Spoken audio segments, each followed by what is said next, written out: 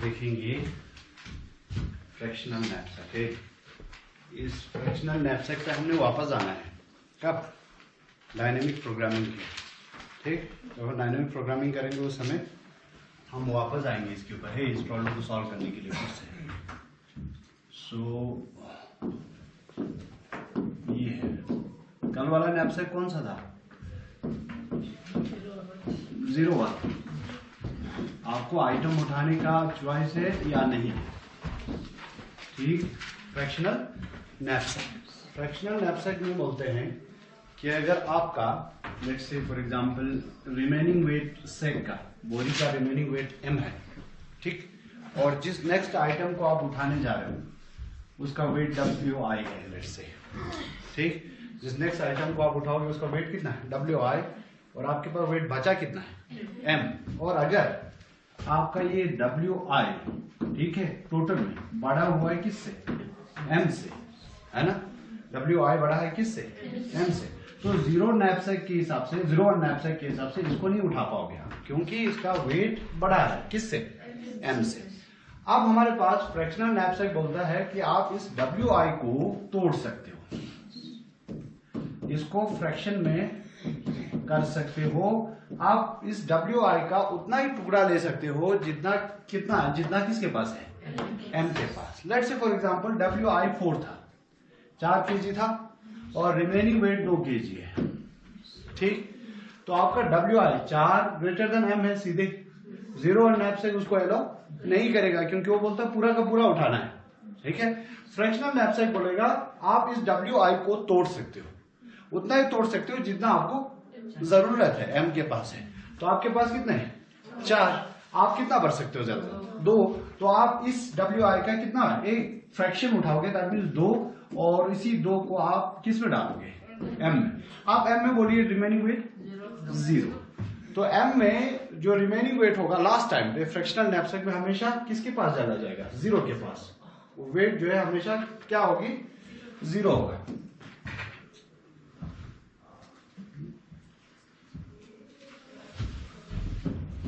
तो M equal to हमेशा के लिए हमारे पास क्या होगा? 0। आपके पास जो आइटम्स हैं, ठीक है, आप ऐसे उठा पाओगे। देखिए फर्स्ट आइटम को आपने पूरा का पूरा उठा दिया, फिर 2 को उठा दिया, फिर 3 को उठा दिया, और लास्ट में कोई एक आइटम K आया। इस आइटम K का वेट जो है WK था, और WK बड़ा हो रहा था किससे? M से। 01 नैपसैक आपको बिल्कुल अलाउ नहीं करेगा इस IK को उठाने के लिए, क्योंकि उसका वेट आपकी रिमेनिंग वेट से क्या है? ज्यादा है। आपका ये वाला फ्रैक्शनल वाला नैपसैक बोलेगा कि भाई M के पास जितना रिमेनिंग वेट है ना, उसका उतना ही टुकड़ा करो किसका? WK का, और उसको अपनी बोरी में डाल दो ताकि M क्या हो जाए? फाइनली 0 हो जाए। फ्रैक्शनल नैपसैक में आपकी बोरी के पास कोई स्पेस रहने वाला नहीं है, ठीक। अब इस चीज को करने के लिए हम एक काम करेंगे, हम एक क्वांटिटी मेजर करेंगे जिसे हम बोलते हैं P of I fractional knapsack में, और ये P of I equal to होगा V of I divided by WI। हर आइटम का हम क्या निकालेंगे? P of I, और वो होगा वैल्यू ओवर वेट का फ्रैक्शन, कि आपका एक वेट कितना वैल्यू दे रहा है। हर आइटम का हम क्या करेंगे? P of I कैलकुलेट करेंगे। और कल आइटम को अगर मैं ग्रीडी हो जाऊं वेट के हिसाब से, तो किसके हिसाब से सॉर्ट करते थे? वेट के हिसाब से। इन असेंडिंग की डिसेंडिंग ऑर्डर? वेट में असेंडिंग ऑर्डर, छोटा नीचे आना चाहिए। अब जब मैं ग्रीडी हो जाऊं वैल्यू के हिसाब से, तो आप सॉर्ट करते थे किसके हिसाब से? वैल्यूज के हिसाब से, बट इन डिसेंडिंग ऑर्डर, है ना। अब मैं ग्रीडी हो जाऊंगा किसके ऊपर? P of I। हाँ, ग्रीडी हो जाऊंगा P of I, तो मैं सॉर्ट करूंगा आइटम्स को किसके हिसाब से? P of I। P of I के हिसाब से। और ये P of I हम डिसेंडिंग ऑर्डर में करेंगे, ठीक। किसमें? डिसेंडिंग ऑर्डर में। Sort the items according to P of I in descending order, ठीक है। तो हमारा पहला काम क्या रहेगा फ्रैक्शनल नैपसैक में? रेशो निकालना हर वैल्यू का किसके ऊपर? P of I equal to V of I divide by W, और P of I के हिसाब से सारे आइटम को सॉर्ट कर सकते इन डिसेंडिंग ऑर्डर। जिसका P of I ज्यादा होगा वो पहले आएगा, जिसका P of I कम होगा वो बाद में आएगा। P of I देखो ना, एक आइटम का पी ऑफ आई वैल्यू देखिए, P of I equal to 2 हो, ठीक। इसका मतलब क्या है? इसका मतलब है इस आइटम आई का एक वेट के लिए मुझे कितना प्रॉफिट मिलेगा? 2। और किसी एक आइटम का ये आया P of I equal to 4, तो ये क्या बोल रहा है? एक let's say P of J, P of J equal to 4, तो एक वेट के लिए कितना? 4 वैल्यू मिल रहा है। इसका एक वेट के लिए, तो कौन अच्छा है? नीचे वाला। तो दैट मीन असेंडिंग नहीं, डिसेंडिंग ऑर्डर में हमारे पास सॉर्ट होनी चाहिए। पहले 4 आना चाहिए, फिर इसके बाद 2 आना चाहिए। P of I is nothing but is एक वेट के लिए कितना वैल्यू मिलेगा हमें? इस आइटम का एक वेट के लिए मुझे 2 वैल्यू मिल रहा है, इस आइटम का एक वेट के लिए कितना वैल्यू मिल रहा है? 4। तो ऑब्वियसली 4 पहले होनी चाहिए, है ना। तो हम सॉर्ट करेंगे आइटम्स को according to P of I in descending order. इतना सही है। चलिए एक एग्जांपल करते हैं, उसमें दिखाने की कोशिश करेंगे कि हम किस तरह आइटम्स को पी ऑफ आई कैलकुलेट करेंगे, फिर उनको सॉर्ट करेंगे according to P of I in descending order, फिर हम कैलकुलेट करते हैं कि कितना हम प्रॉफिट गेन कर सकते हैं। इतना सही है। चलिए, तो कल की तरह अपने पास कुछ आइटम्स होंगे, ठीक। और मैं आइटम का सेट लिख लेता हूं। आइटम, हम फ्रैक्शनल नैपसैक कर रहे हैं जिसमें अलाउड है किसी भी आइटम का फ्रैक्शन होना। I3, I4 and I5। Last में मैं आपको दिखाऊंगा कि किस तरह m को 0 कर सकते हैं, किस तरह आइटम का पूरा नहीं बस उसका फ्रैक्शन उठा सकते हैं, ठीक। ये होगा उसकी वैल्यूज। आइटम 1 का वैल्यू है 30। आइटम 2 का वैल्यू है 20। आइटम 3 का वैल्यू है 100। 4 का है 90। 5 का है 160। ये इनके वैल्यूज है, ठीक। और उनके वेट्स 5, 10, 20, 30 एंड 40। ये इनके वेट्स।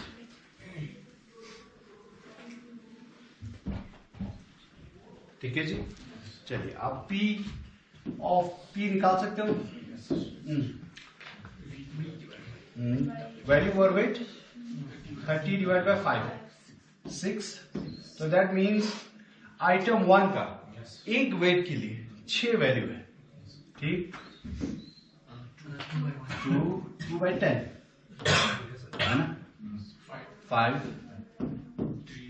3, 4। ये इतना सही है।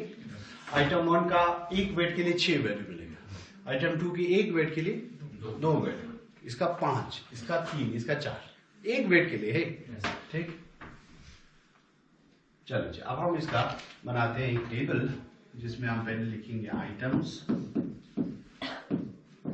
फिर हम लिखेंगे उसके वेट्स, फिर हम लिखेंगे उनकी वैल्यूज।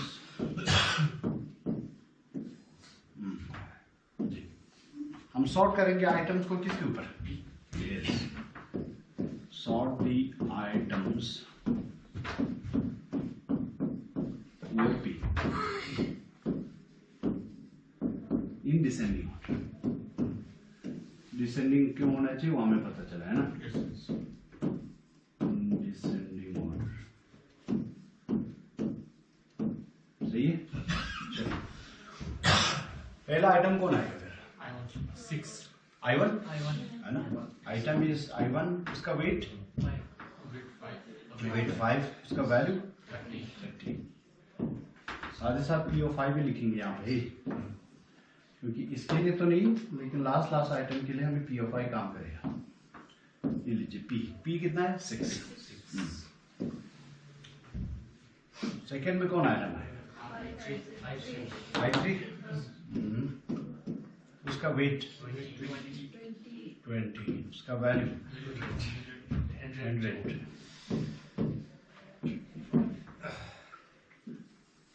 ये लीजिए। फिर आएगा I5।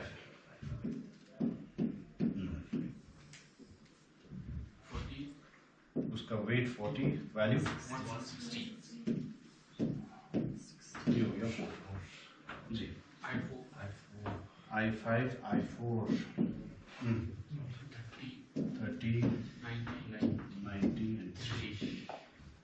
I2, I2, 10, 20, बस सही है. चलो. Let the total weight M, for example, for the first time, the total weight है equal to 60. एक बोरी है जिसका कैपेसिटी कितना है 60, है ना. Now we have to put the items in this bag with the capacity of 60 kg, है ना. फर्स्ट टाइम बोलिए S वाला सेट empty, फर्स्ट टाइम है ना. प्रॉफिट M is 60, कुछ नहीं किया है. चलिए फर्स्ट आई वाला लूप जो कल वाला लूप था उसको शुरू करते हैं. तो पहला आइटम अपने हाथ में कौन लगेगा I1. क्यों लगेगा? क्योंकि ऑलरेडी सॉर्टेड है एज पर पी वैल्यू. आपकी गारंटी है आपके हाथ में I1 ही आएगा क्योंकि उसका वैल्यू ज्यादा है ना. आप बोलिए अगर मैं I1 को चुनता हूं तो S अपडेट हो कि आएगा I1 सॉरी. प्रॉफिट में आएगा 30. अपने पास प्रॉफिट में आएगा 30. ठीक. ओके. एंड वेट में से कितना जाएगा 5 चला जाएगा. तो weight equal to M minus that is 55. हालांकि इससे पहले एक कंडीशन चेक किया गया हुआ कि इसका वेट 5 और इसके रिमेनिंग वेट है ना. रिमेनिंग वेट 60 है.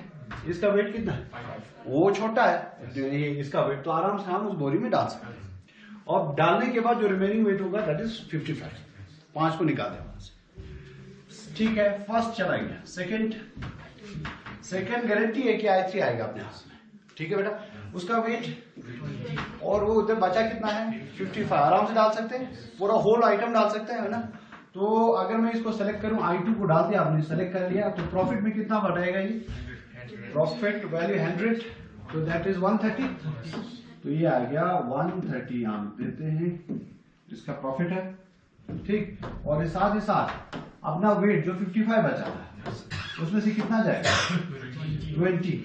55 माइनस 20 इसका वेट है ना 55 माइनस 20 इज 35. आपका रिमेनिंग वेट जो है दैट इज 35. इतना सही है. Profit is 130.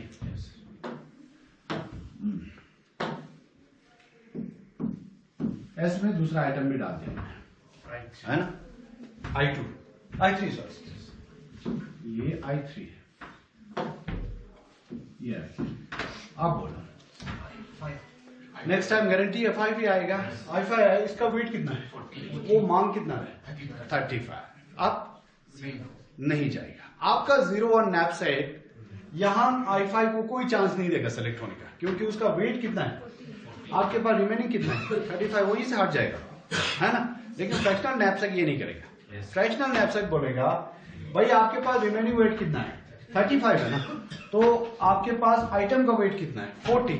तो बोलेगा इस आइटम में से 35 ही ले लो ना. 5 बचाओ 5 पीछे रखो. आप कितना है आपके पास. आप ऐसा तो एक चावल का बोरी है I5 इस राइस वाला. उसका टोटल वेट घर में जो था 40 था. आप चोर के बैग में सिर्फ 35 kg की जगह है तो वो क्या करेगा तो चावल की बोरी में से 5 kg निकाल देगा. बाकी 35 kg अपने बैग में डाल देगा. पॉसिबल है ना. अब आप 35 kg डालेगा. इसने तो 40 kg का 40 वेट का कितना वैल्यू रखा है ना. 40 divided by sorry 160 divided by 40 equal to कितना है 4. लेकिन उसके हिसाब से हमारे पास कितना है तो आपको कैलकुलेट करना पड़ेगा कि 35 के लिए कितना मिलेगा मुझे. 35 यूनिट के लिए कितना मिलेगा. ठीक. अब देखिए ये I5 का 4 क्या बोल रहा है 4 बोल रहा है एक वेट के लिए कितना वैल्यू मिलेगा मुझे. यही है ना. एक वेट के लिए कितना वेट. टोटल वैल्यू कितना है और कितने वेट्स का है 40 वेट्स का ना. तो एक वेट के लिए कितना मिल रहा है आपको 4. एक वेट के लिए कितना यूनिट 4 यूनिट. तो यहाँ पे कितना वेट आप उठा सकते हो 35 है. तो आपको ये कैलकुलेट करना पड़ेगा 35 के लिए मुझे टोटल में वैल्यू कितना आएगा. इसको ऐसे देखिए आप. हमने बोला I5 का टोटल वेट की टोटल वैल्यू कितना है टोटल वेट कितना है. अगर मैं वैल्यू और वेट करूं, वैल्यू और वेट, तो इसका मतलब हो गया एक वेट का क्या वैल्यू है, तो वो कितना है 4 है ना, एक वेट का कितना वैल्यू, और ऐसे में 35 वेट डालने वाला, तो टोटल कितना होगा 35 मल्टीप्लाई बाय 4, एक वेट का कितना वेट 4, एक वेट का कितना वेट, और आपके पास कितना वेट बचा है, तो अगर मैं 35 वेट डाल देता हूं, एक वेट का 4 वैल्यू है, तो टोटल वेट कितना बनेगा 35 मल्टीप्लाई बाय 4 है कि नहीं, वो करना पड़ेगा। अब मैं किसको सेलेक्ट कर रहा हूं, देखिए आई किसको I5 को, बट इन फ्रैक्शन I5 को किस में सेलेक्ट करना है, टोटल नहीं है, फ्रैक्शन। ये हो गया खत्म, इससे ज्यादा नहीं उठा पाओगे। अब बोलिए सबसे पहला वेट कितना बचेगा 0, 35 kg ही रखेंगे वहां से, ठीक। आप प्रॉफिट बोलिए 130 प्लस, देखिए आइटम 5 का एक वैल्यू हुआ, एक वेट के लिए मुझे 4 वैल्यू मिलेगा, और अपने पास ऐसे 35 वेट है ना, तो ये बनेगा 4 5 20, 4 12 13 14 140 है ना। ये किसका वैल्यू है I5 का, पूरा का पूरा नहीं है, 35 का ही है, और ये आएगा 130 प्लस 140, और टोटल प्रॉफिट हो गया अपने पास 270। एम का वैल्यू 0, 35 बचा था, यहां से 35 ही उठाया, ठीक। और टोटल प्रॉफिट कैसे कैलकुलेट किया, वैल्यू और वेट की वैल्यू से, वैल्यू और वेट कितना था इसके लिए 4, दैट मीन्स एक वेट के लिए कितना वैल्यू मिल रहा है 4, और अपने पास कितने वेट है ऐसे 35 है ना, 4 × 35 करेंगे तो टोटल वैल्यू मिल जाएगा हम 140, और प्रीवियस में प्लस करेंगे तो ये आ गया प्रॉफिट आपका 270। इतना सही है। ये है वो किसका कॉन्सेप्ट, फ्रैक्शनल नैपसैक का कॉन्सेप्ट है ना।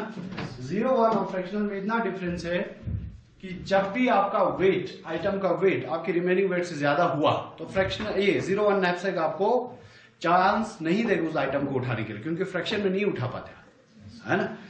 उसके कंट्रास्ट में फ्रैक्शनल नैपसैक आपको बिल्कुल अपॉर्चुनिटी देगा, अगर ये पूरा का पूरा आइटम नहीं आ सकता तो उतना ही उठाओ जितना आपके पास वेट्स है ना। और कैसे प्रॉफिट कैसे कैलकुलेट करेंगे, वो पी वाली वैल्यू से, वो हमने ऑलरेडी दिया है।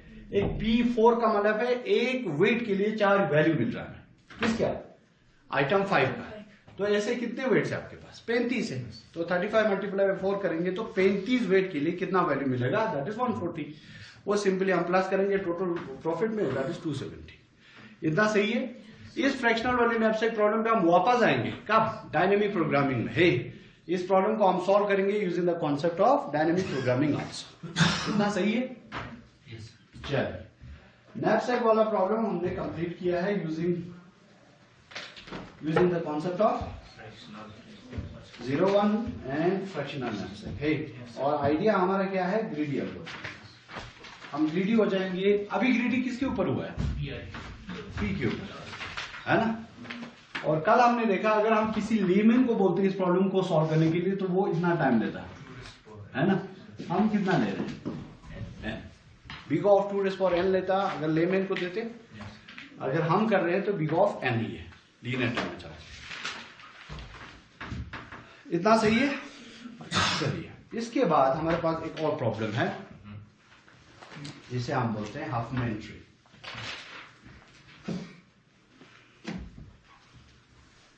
ठीक, मैं दूसरा बनाता हूं।